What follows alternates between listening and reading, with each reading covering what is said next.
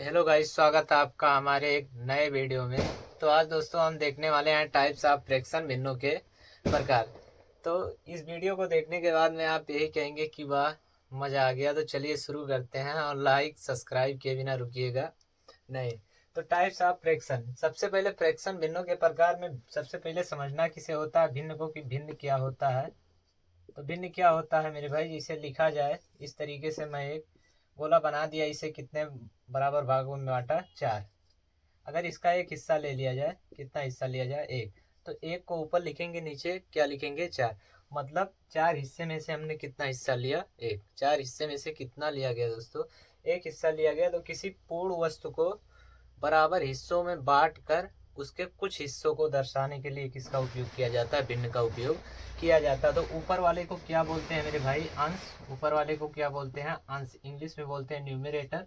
और नीचे वाले को बोलते हैं हर, इंग्लिश में बोलते हैं डिनोमिनेटर। क्या बोलते हैं मेरे भाई, डिनोमिनेटर। तो चलिए जल्दी जल्दी करके हम बिना टाइम गंवाए देख लेते हैं कि भिन्न कितने प्रकार के होते हैं।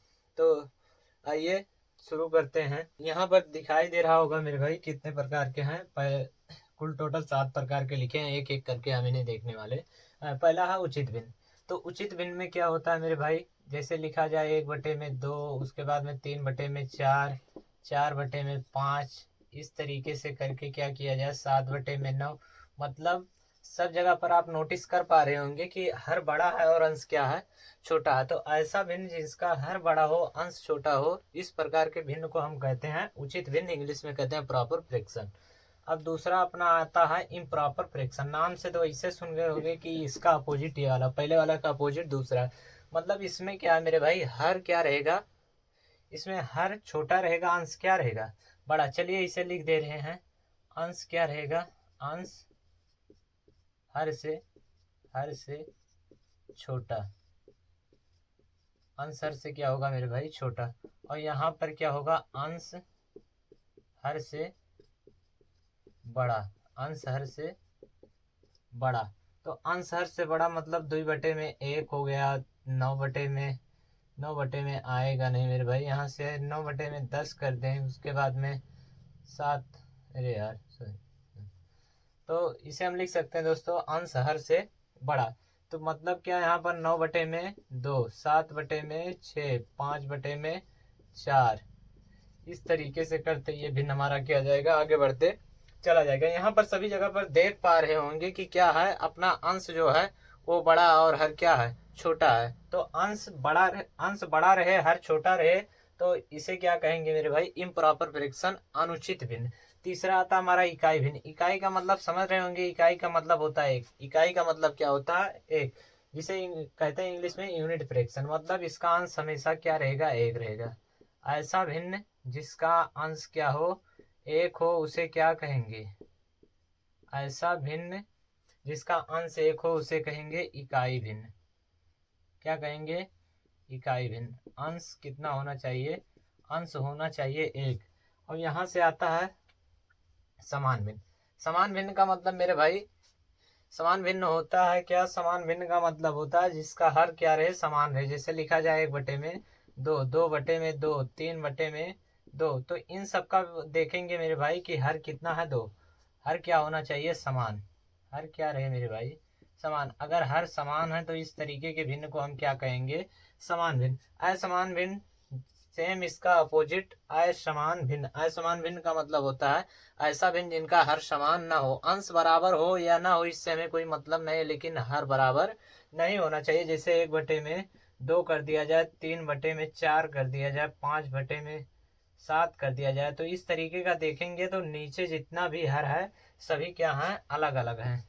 हर एक समान ना हो, हर एक समान ना हो, तो इस तरीके के भिन्न को कहते हैं अनलाइक फ्रैक्शन, असमान भिन्न, एक समान ना हो।